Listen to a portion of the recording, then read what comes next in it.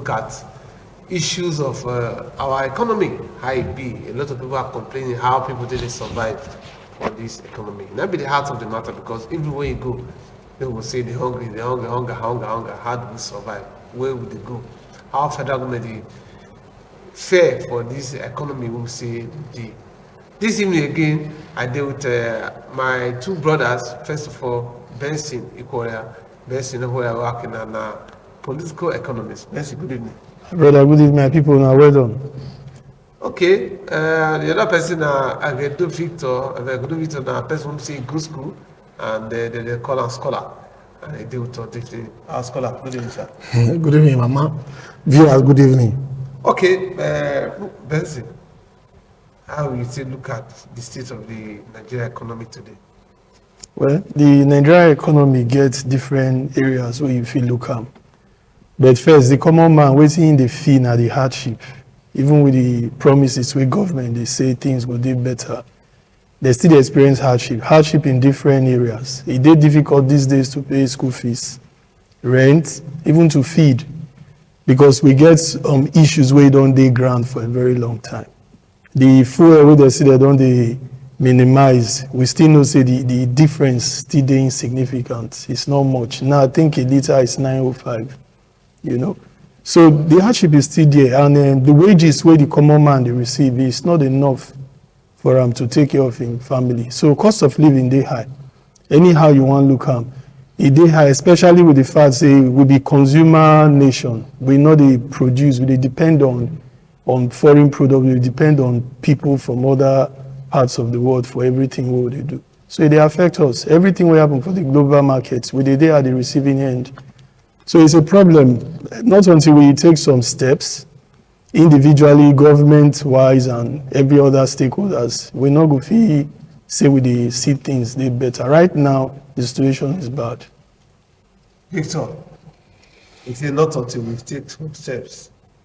How you still view this economy? Well, like my brother said, the economy have different areas when you fit look at. For example, number one, the power when the money when you get when you buy something. Then you look at agriculture, how it be. You look at production. You look at services, where they render services. In all of this, when you pull it together, you call it economy, our economy, how they run. As at today, as we speak right now, projection, what do they say projection mean? Something where we think say if it happen. The economy of Nigeria is projected to grow by 2%. They project and say it will grow by 2%. And if you juxtapose that, if you narrow that one with population growth, you discover say we dey trouble dey gone. What do we solve? The trouble be say many people come dey enter into poverty because Nigeria before they don't put up for capital of poverty capital of the world. Now that one not be that one we dey talk again now. It don't deep go inside. Because of the way things can go. How it could be like this? Because of the policy of government that did not address the economy. Number one, if you want to address economy to be powerful, to be good, you must make sure say that economy not be one thing you rely on. Like our economy now, only one thing rely on, mainly, which is oil. And that small growth when they come, it dey come from service and the oil sector. The service sector is controlled by private. The oil sector is controlled by government. And if you look at what will happen for oil sector, assume government even arrange and well, we will not get the problem when we get now. For example, the oil when they thief, now money when Nigeria lost be that. Oil when they thief. And you could ask yourself question, how they feed the thief oil? Are you getting what I'm saying now? If I show you something, for example, we have Navy. Navy get what they call a Falcon Eye. That Falcon Eye, as Navy they get office like this, like this studio, they get office like this. They sit down for that office. Every water in Nigeria, anybody that enter, they see them. Water is divided into 3 places. We have the international water, which means anybody can pass there. You can't do them anything. The one what we call the continental shelf and the economic exclusive zone.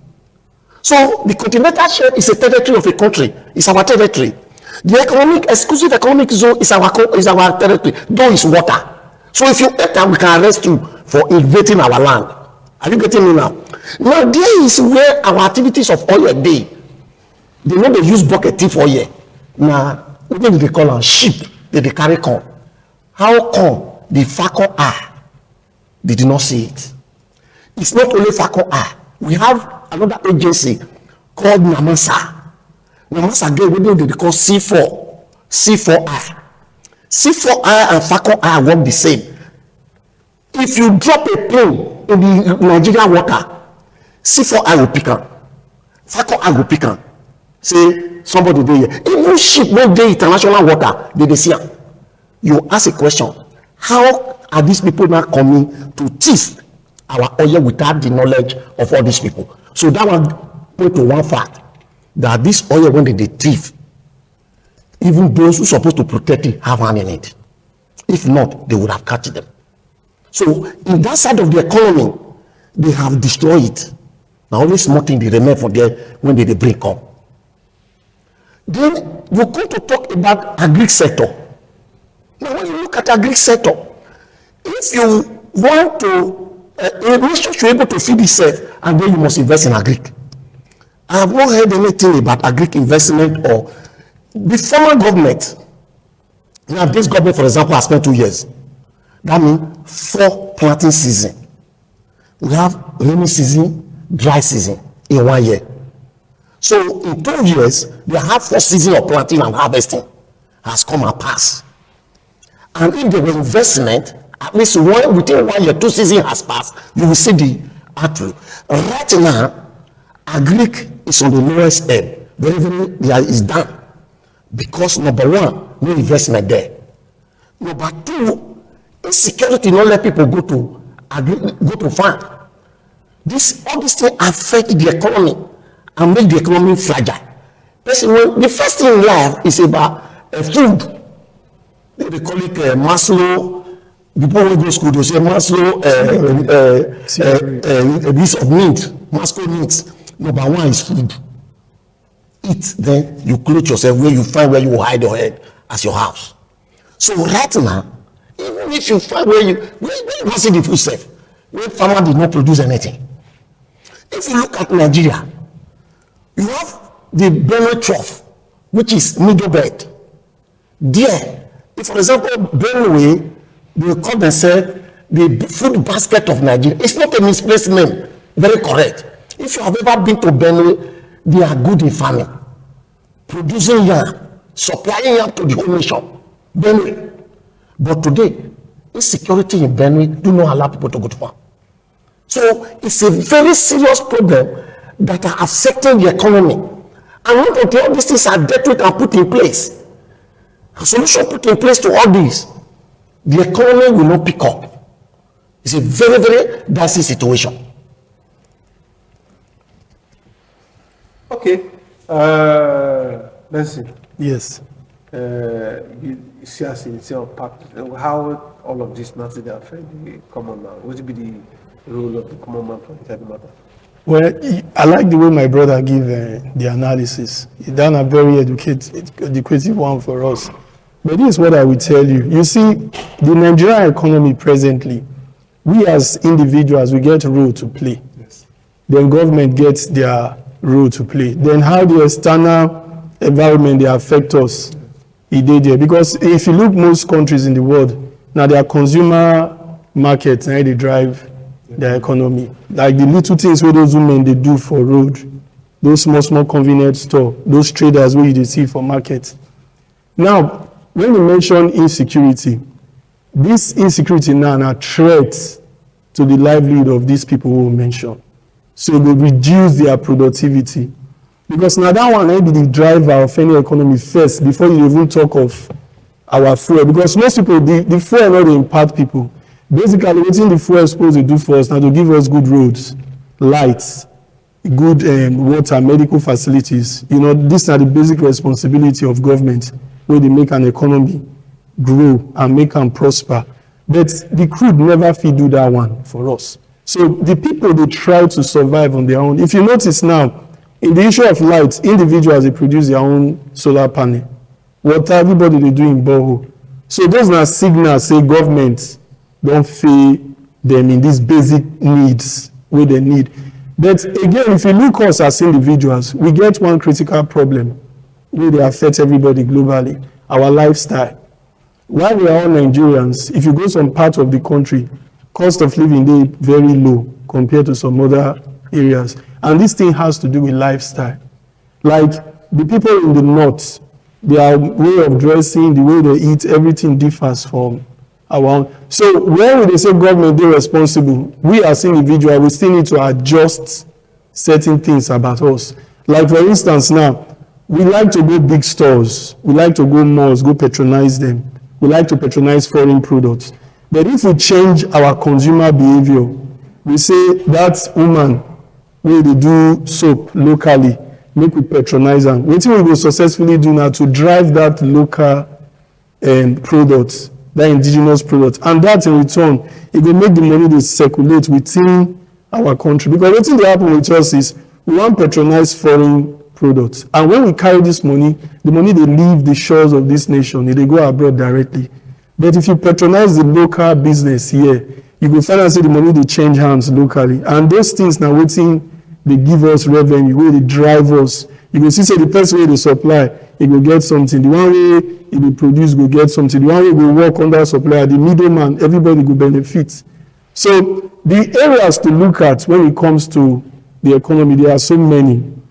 You can't even exhaust them. Now, if you look at agric, for example, now, agric they important, but what will really drive agric? If you like, you give farmers a good amount of loans to improve their farming. In the absence of having good distribution, you will find out say those farmers, they will come back, they will complain. Because at the end of the day, we not even get a railway system where they carry goods. They move from one point to the other. Our roads are bad. So if you are going to the north, you are bringing goods from the north to the south or the east, you go experience challenge. You go affect your transport costs. You go get delay for road because of bad roads. And if you want to do same from the south to the north, problem. So if government want to even drive the agric sector, one of the major things we government need to do now to ensure say distribution of goods and services alike, say that they're very effective. And the way they can do that now to make sure say the railway system fit compete with the road transport system. In other words, if you do a place like Benin now, you fit see train where they go Lagos, you want to go market, go trade, come back. If you carry foodstuff easily go, then if you do the same thing with road. If we not do that part, no matter how much we invest for farmers, we will find out say they go still go within circles. They not go ever get that breakthrough where we desire. Because most countries in the world where they excel, like if you take a good example like China, they get the best railway network for the world. And another thing, they drive their economy internally before you talk about locally. There are another problem we get where they affect our economy. You can notice say our youth, most of the youths here, they want to leave Nigeria from the south. They want to go abroad. They believe say here not get anything to offer them. Meanwhile, the ones from the north, they come in large numbers towards this side. So when they come towards this side, we will see say we get youth who come here, but the indigenous youth to this place now, they are leaving. So you're going to see a clash in culture, in things where we do good at. Those things will go on the decline. Why the things where they used to for not, they're going to bring those things come here. So we don't get things where they affect our culture, how we vibe, how we do things. All of these things, now waiting, they affect the economy, where you will come to see. Either they will start to manifest themselves within months, or they will manifest themselves in years to come. Some problems they now, we will not go see in 5 years' time, because they are not building up. While someday now you will start to see them immediately. So we need to start to the plan early. And for the younger ones when they come up, In short, sometimes I know they admire them because the challenges where they will deal with is enormous. Okay, if you just watch, if you're just joining the program of UDUOTA means Heart of the Matter, with direction from independent television. All right, my name is Mark Pololo. Shortly, we'll take a small break. When we come back, we'll look at the issue of our GDP and where we'll be right now. We'll take a short break when we come back. We're still on the show, UDUOTA, the Heart of the Matter, and original from independent television. I deal with Aisha, sorry, Aisha are not jealous. I deal with Benson Oakina, and of course my brother Victor Agedo. Victor, Yeah. do you know Jonathan time they rate Nigeria as one of the best economy in Africa? Yeah, during Jonathan time, So our GDP, yes, that is gross domestic product, yes, GDP, make Nigeria the highest economic in Africa. okay, Then our growth rate was 7.5%, the highest in the world. So what Jonathan did that lead us to that is another story, another day. Now, so tell us what you do. because he invest, number one, he invest in agriculture, he invest in the youth. There was a program he was doing, they call you win. You have an idea, a business idea that you know it can be able to generate employment, submit the proposal. Every year, 1,000 youth will be given money. Some got as much as 10 million, 5 million to go and start it. And later they increase it to 2,000. Youth will get every year to start businesses. All this one cumulative effect of all the policies of government brought us to that level. Now, you are not seeing all those kind of things again, they all disappear. Now, right now as we speak, South Africa is the highest GDP, GDP, and South Africa is number one in Africa, followed by Egypt, followed by Algeria. Nigeria is in fourth position. Fourth position. And if we are not even careful, Morocco will take over, because Morocco is very close to Nigeria. You can fast check it. So, right now, what is our growth rate? Our growth rate projected 2%, 2 to 3%. World Bank, IMF, other body have projected that. We were running 6.5, 6.6 before 6.7. Now, in all of that, what does that show you? Rogue policy pursuit. And if you do not correct this, because right now no job have been created. My brother, if you look at it, is that youth are leaving the country. Why are they leaving? Because they don't know, they want to go and seek a greener pasture. If there's something to do here, there is a challenge that the government were doing before. If you have an idea that can do, we are ready to support you. And such things are not available. That is what happened in abroad, another country. They support youth to be creative. But in this right now, youth are not the SMEs, small and medium scale industries are not being supported. They are not breathing again. Because, for example, if you want to run a small business, you provide your own electricity, you provide your own water, then there is no road to pass. So everything comes to a standstill. So there should be a heavy investment by government deliberately in this area to stimulate the economy. Without such stimulus package, and don't forget, before when they remove subsidy, there was what we call Shopee. What was Shopee doing? Shopee ensured youth are empowered to start up their business. That was another side of it. Then pregnant women go to hospital and deliver, don't pay anything. They will still give you kits for the baby and the mother. They still give you money. Shopee were doing it, grown by a very renowned economist and a diplomat, Christopher Colade was the chairman of Shopee, because they were looking for people who have integrity. But right now, it is government for the boys, government for my boys. Because every avenue to package the economy and stimulate it have been blocked and stifled. That is why we are facing what we are facing. There should be a deliberate move by government to get this thing done and bring people on board. What do you have? For example, let me show you something. During the previous government, right now, the president of Africa Development Bank, Dr. Akounu, was the Minister of Agriculture in Nigeria. He was brought in by the previous government and say, we need you, you have help other country, help us. What can you do? He said, okay, fine. In a swap, they were able to cut off over 200 billion naira that was being wasted on fertilizer subsidy. What did they do? They introduced what we call e-wallet. You buy, you pay, we refund the money. You know how many you buy? Then you supply input, improve agriculture, this thing, and they were financing what they call it, dry season farming.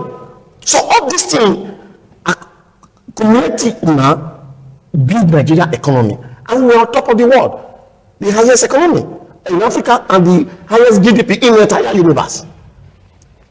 So we must go back to the basis and say, what can we do to make this thing work again? Because the way we are doing it now, we are not ready to learn, we are not ready to take correction, we are only doing what we like, what we do. It's our government.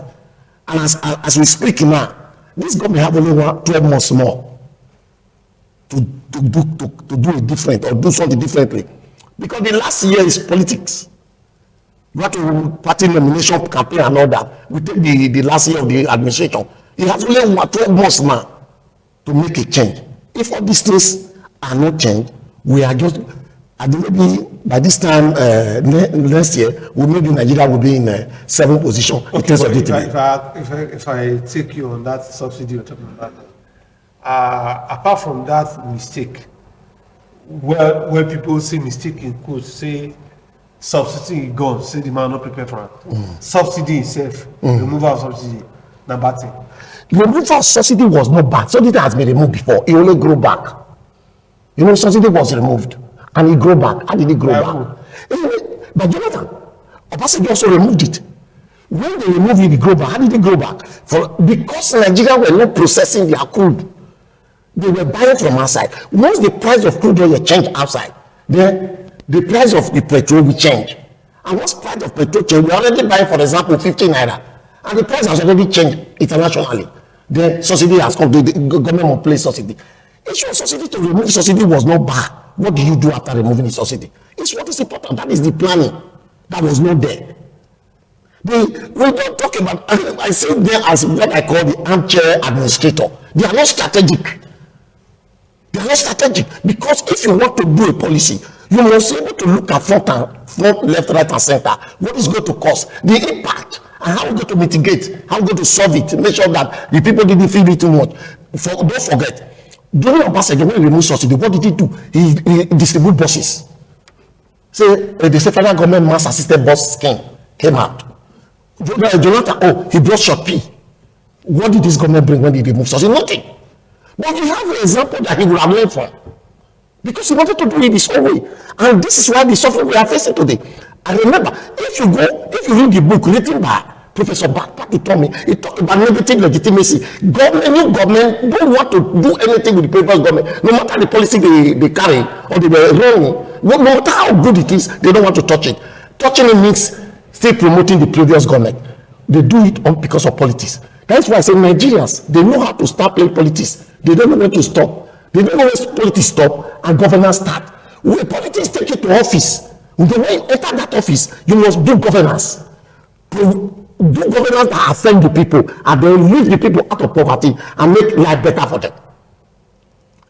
If you check other countries that are doing better, what are they doing? For example, if I tell you, okay, for example, the richest country in the world, what are they doing? If I tell you, say America, it's not America. And when you look at them, what are they doing? How are they doing it?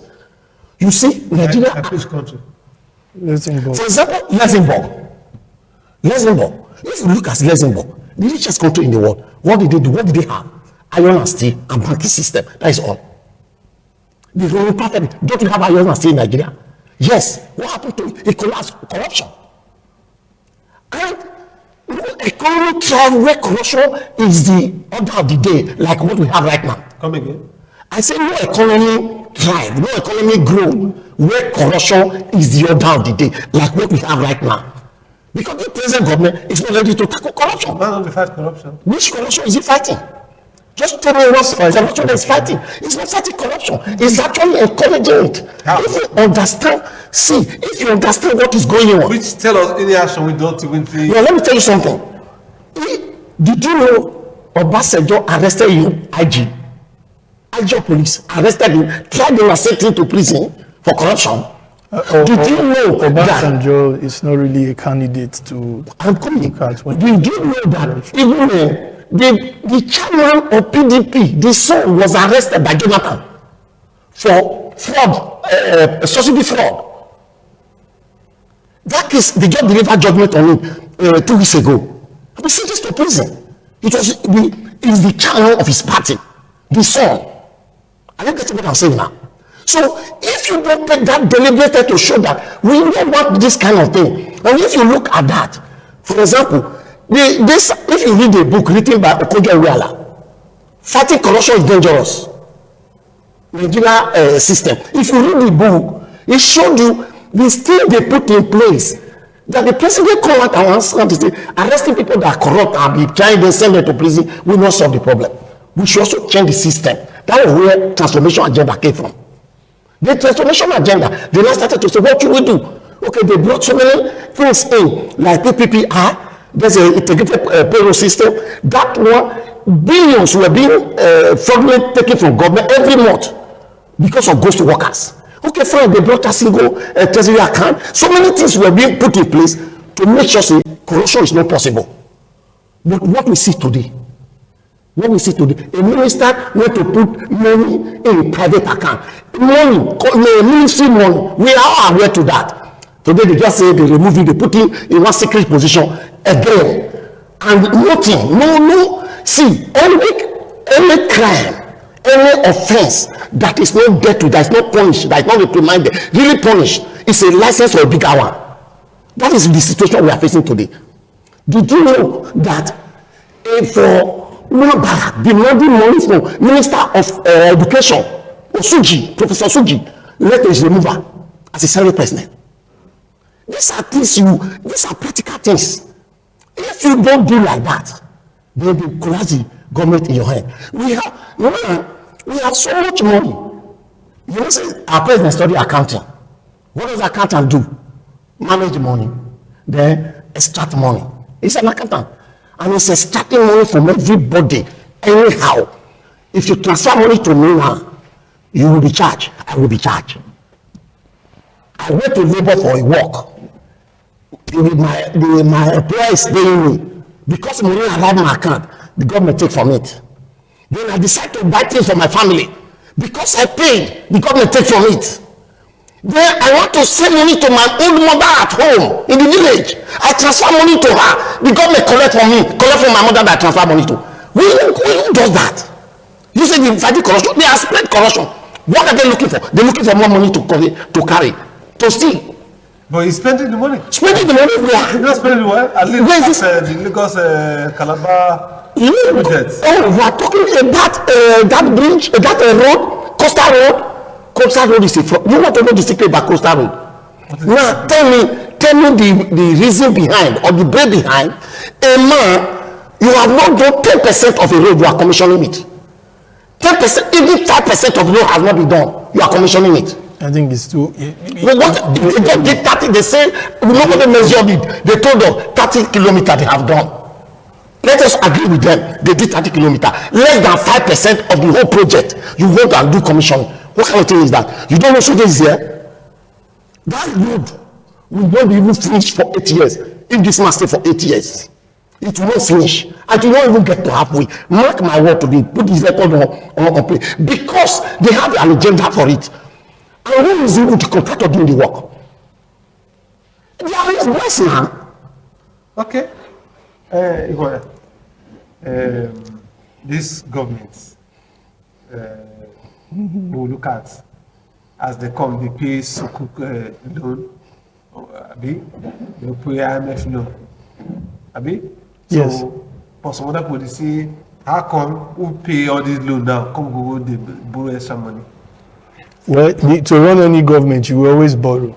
You will need money. Before I even talk about this government, there's something I would like to talk about. Okay, the before, other. yes, before you talk, our phone number is open 08077770300. If you need to make any contribution on the state of our economy today and how it will affect you, just call our number. You see the number for your screen right now. Just call our number, then you will be live with us. Go ahead. Jonathan's time, Jonathan was a good man, but make we tell ourselves the truth. Under Jonathan regime, corruption thrived. Because as we dey talk today now, Desani, one of the minister for petroleum, we know the kind of money wey he carry comot for this country. Be say she run. You understand? A lot of things were wrong under Jonathan's government. And being a Southerner, we are in Nigeria, must represent where I come from. Jonathan didn't really do anything for the Southern people. He not do any. I don't fit tell you say Jonathan do something where affect South. Because my expectation for Jonathan government be say at least he will give us one very solid seaport. Seaport alone will fit open the entire South for business. Because wetin Lagos get na their seaport. If you give us seaport for place like Delta now, or even Bayelsa, or you go Rivers, believe me, businesses wey go come here go establish, this area go open. So there is this bias. They know they treat us well, and I will provide the major revenue for this country. And when we get opportunity for somebody from this side today, the wetin he do, he mess the opportunity. So even if you talk about Jonathan, you want look at him in terms of somebody wey try. Some of us for the South, we really know wetin we want. We are highly disappointed with him. Now, if we come to Tinubu, I don't really get expectation for this present government. Why? Because first, I didn't vote them. I don't expect anything. But I can only tell you what I observe with the government. Since Tinubu come into power, I never noticed any fuel scarcity. Good one. Yes, I haven't noticed any fuel scarcity. Because there's something I must say in this country. When we talk about government or talk about Nigerians, we need to point the things where they do wrong, and we need to acknowledge the things where they good, so that make people still get hope. Tinubu government don't create so many ways to generate revenue. Whether you like it or not, Nigerians, they like to avoid tax by default. Businessmen, workers, they don't like to pay tax, but they like enjoyment. The money that they spend to take drink beer and enjoy life, it is far ahead of what they're willing to put in as tax for developmental purpose. So its ability to create different streams to get revenue, he has done that very well. I must acknowledge it. Now, whether they use the money the way we want as a citizen of Nigeria, say that they use money well for us, no. And they can do better if they think in their own right, say they do anything. If you talk about the coastal line, anything where they want to do for the South presently is not enough. We have been cheated. We are way behind. It's not enough. You understand? So for me, I still feel say we need to do more. That one not go reach. Make it still do more. Okay. Then if you look at the current politics now, because the earlier time we started talking about the economy. Now, what thing I notice, the government is not focused on the economy, how to make things better right now. What they are doing is they are preparing for the next 2027 election. And that is the biggest problem that we have. Government is supposed to pursue goals and objectives where go enhance the economy to do better. But rather, they want to look at to secure power. And the people, the Nigerian citizens are very gullible. We will criticize A, B, C, D. But the same people they criticize, we easily forget things. If this one tomorrow now come do one small thing, will they carry it away? So Nigerians are very gullible. The man if he come tomorrow night with just one small thing, we do. Everybody will say, this one try, he did better. Okay, the program UDUOTA with the original from independent television. Like I talked, there are telephone lines that they open. Just make your own contribution on what to do in this present economy where we are, or if you advise government or anywhere in the economy for the bite you or how it they affect you, call us, let us know from any part of the world when they watch this program this evening. All right, we'll go short break when they come back. The program UDUOTA. Thank you for joining us again. The program UDUOTA with the original from independent television.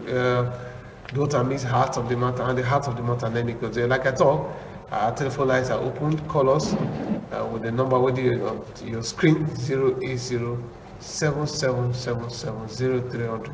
Tell us how this economic today affects you. Okay, Victor. Yes, sir. So, what do you say are some of the steps that this government is supposed to take, but did not take Yeah. in the issue of the economy? In the issue of the economy, Yes. the government should open the economy. Yes. Number one, it should pursue diversification. They should pursue diversification, not to rely only on oil. And if you want to do diversification, how do you do that? Number one, you pursue production, industrialization. Number two, invest in agriculture. Then you invest in technology. If you invest in this, then provisions, then security. These things are outlined. When you invest in them, the economy will stimulate. Because, for example, if, say, every year you are able to make, when we created a ministry for livestock, though it was not necessary, I thought they are going to do a tangible thing. What I expect from them is that maybe Nigeria will now become the biggest in terms of a country, rank among one of the 1 to 10 or between 1 to 5 in the world when they want to arrange what they call it ranches. They train people, take people and train them. They look for the best breed of cow to bring in, when will not be producing dairy product, the milk and other things. I thought that is what they're going to do. But they create the ministry, pump money there, that was all. We didn't hear anything. What's the new thing that this thing bring about? Nothing. So we need to be really realistic here. So open the economy by investing in agriculture. Then when we talk about investing in agriculture, you invest in agriculture, production and processing, value chains. Because if you don't do that, we still end up in square one. That means there is no value to it. Secondly, you must look at the oil sector and let it be honesty in dealing with oil issues, so that government can really collect all the collectibles, all the revenue accruable to government. Because right now, they are not collecting it. You remember the $20 billion debacle, $20 billion debacle during Jonathan administration. And the money was not remitted. And so it disappeared on the way. That process has not ended. It's still there. It's a vested interest. And you remember that Okonjo Iweala was kidnapped, and only thing what they demanded that resign and leave the country and leave the ministry. We don't just want to see you again. What does that show you? That people were doing something to make sure the leakage will no longer economy grew by blocking all the leakages and investing the money in the economy. So these are things we expected. If you are coming as a governor, as a president, you study what has been done in the past. Then you look at where you go to improve. What is good in that government, you hold it and work on it. And then what is not good, then improve on it. That is how government is supposed to be. But right now, that is not what we are seeing. We see government, they just acquire power, not doing the needful. We really want to see the industrial sector in Nigeria working. Because, but I always go to open industry. When you provide electricity for yourself, that is discouragement. When there is no way to pass, that is discouragement. When you cannot get water, you must seek up there to get water. So where is government coming in? These are the work of God. People will do their own, but the major part of it is government's responsibility. You look at the impact of the this ministry called the Ministry of Blue Economy. The Ministry of Blue Economy, to my understanding, what I know, we're talking about the resources from the sea. Resources from the sea. Maybe the fishery, even all year down the sea. All those every resources that the sea can give to us, that we can take advantage. No, listen. I thought. Yes, now I talked about. They make an impact. They're supposed to make impact. And that's no, look at it. Look at it. We have what we call the law of the sea. We have what we call the law of the sea. In the law of the sea, you take, according to the size of your country, you take the sea to your territory. It is measured by nautical miles. So, okay, fine. every country, because Nigeria is a big country, maybe we have about, recently they had about 20 or 25 nautical miles to Nigeria territory in the sea. So every resources in that area belongs to Nigeria. Land, you talk of sea. It belongs to Nigeria because it has a question about the blue economy. So all those resources there, when we talk about blue economy, it's about the sea, the fish, the everything that the sea can bring to us. So even as if you open, for example, if you go to Lagos now, Lagos is chaotic because of the port activities. Sometimes there will be a gridlock, but I was expecting them to, for example, for either Port Harcourt or Calabar, or even Benin here, we have Benin, to open it to make the economy more robust. So these are the things the blue economy, the Minister of Blue Economy should sit down. How do we, harness all these things and make it work for us? After 2 years, is there anything on ground to show that the blue economy? As far as I know, I can't talk about what I don't know. As far as I know, I have not seen anything. It's just a structure, and they put people there, they are paying them. The steps we need to take. We need to take now. You see, whatever we are talking here today, you need to understand something. When you say corruption, people know they do what they're supposed to do. It's all about human being. And the way me I say, and the first step any serious government needs to take now to orientate the young people. Education. Give the people who did that early stage from ages 1 to 10 the right mindset, the right orientation about this country. So that when they grow up, they will grow up with that kind of mindset. Say they need to build, they'll be productive, creative. Because our educational system now, it not they help us in any way. You can imagine a situation where somebody will go school up to university level, he comes out, he cannot do anything practical with his hand. If he's not gainfully employed, it's useless in most cases. We are supposed to get educated people who, without giving them a job, they can create things on their own and be viable to the economy. We don't have that. And no economy will thrive in the absence of the right manpower and the right orientation, which creates people's perception. That are the first thing. So anything we talk. Then another thing I need to let you know, government gets core areas where they're responsible for. For example, they're responsible for security. They're responsible for distribution, how you create the network to enhance distribution. But when it comes to investments, it has to do with the private individuals. So I'm going to say, instead of us say government want to invest for agriculture, make them create railway system where we enable farmers to carry their goods because reach any destination where they want. Because if the man will do Benway, say if he put something for train, if he reach Lagos, they will pay him money now. Nobody will tell him to increase capacity. You understand? And what that thing will do for us again, if train will they move from towns to towns, it will make smaller towns they viable. So they not come be real security issues when they emerge. Because instead of people they concentrated for Benin now, maybe I will choose to stay and go, or via they come Benin, come do things, go back. Many people will go back there. It will make there, when people many for a place, they get more security apparatus. And that now one area where we they lack. Then another thing, when we talk about federal government, some of us, we don't completely lose hope for the federal government. We try to narrow down our hope to state government. And if you don't know what to do as a state governor or government official, you can learn from the people around nearby. Like Abia State, their governor is doing excellently well. There are a lot of things where the man they do. We too can borrow from there. We didn't learn good things from people. We can do. Because I'm more concerned of how this Edo State. Edo State is blessed with land. We get land in abundance.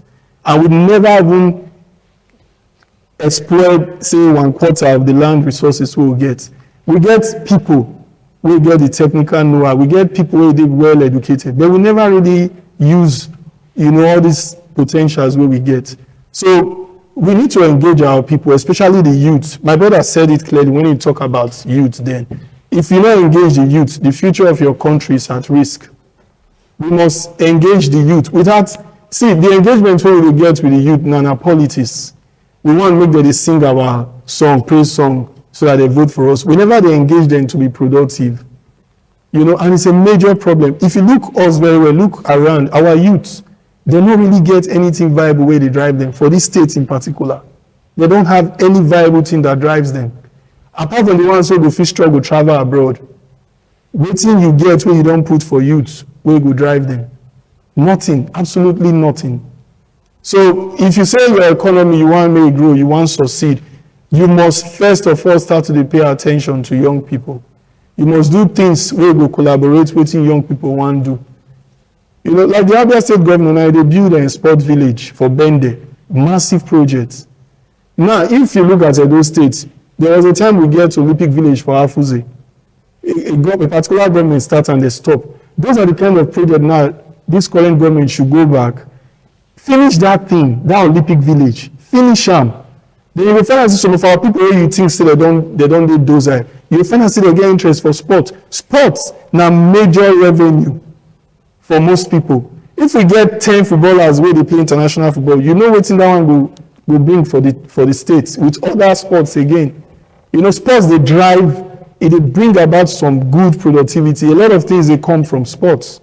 So that one they did those. We never attend to that one. We get some other projects here and there where they do that. We never make use of them. We are in the best location in the South. Edo State is positioned in one of the best. We are not far from Abuja. We are not far from Lagos. The East, Port Harcourt, we did in a very strategic position. But we have not exploited that position as I speak to you. So there's a lot we can do for this state. Because if the state do well, it will affect my brothers where they village, it will affect the people from my street, it will affect the people who do this football road, everybody. But before federal government will reach us, I don't know whether some of us will survive them. Okay, time not there again. Victor, advise President Tinubu to do in 2 minutes. My advice to the government is that it should do what we call re-engineering. Make it I don't know how we put it now. Make it look at his team that he's working with. Make it bring in people that will help him deliver the goods, do the work. You see, when Jonathan go bring Akunmi come, Akunmi was not in Nigeria. Okonjo Iweala was not in Nigeria. So they brought those people home to help them drive the economy. He should look for people that will him drive the economy and tell him what to do. Because at his age, he's an old man. Fine. Then you should have capable hands that are doing the work. And they should be what we call review. You just appoint a person, you leave him there. After celebrating 2 years in office, I expect that he will not do a review of the whole thing and say who is not performing well, who is performing well. Then he will arrange his team. We want him to do that. Then refocus on the economy. We want the economy to bounce back. We want the economy to be working so that we can have, can say, oh, Nigeria economy is back. Would you say from waiting in the harbor for the oil sector, particularly with fuel, you say high, or they come down? Fuel, say in the try. Where did he make? What amount was he fuel when he came in? 200 naira. Yes. So if you take it to 1,000 something, you bring it to 900, say you try. You never try anything. If you are saying 500 naira, okay, fine, yeah, that is good. At least there should be an increase. So right now we are buying 900 plus. So please, I say buy 1,000 because I traveled the other day. We bought 1,000 because of the distance. So for me, we are buying fuel today at 900 naira. The government has not tried. They should do more and reduce the pain of the people. The pain of the people, because that is the duty of government. And once the government, those two things are missing, security and welfare of the people are missing in any government, the government is a failure. That is the constitutional duty given to government. Say, secure the people, then take care of their welfare. Secure the people and take care of their welfare. That is the primary purpose of government. Section 14, subsection 2. That's how you talk for the constitution. Well, we salute everybody want to say, watch us this evening from different parts of the world.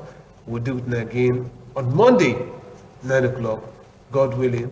Until then, I salute Victor Aredo for the short notice and the free to come here. And also my brother Benson Oakina. I salute you. Congratulations for your new appointment. Well, We'll celebrate them very soon. We'll do it again by next week, Monday, like I talk. My name is Mark Ololo. God bless Nigeria. Good night.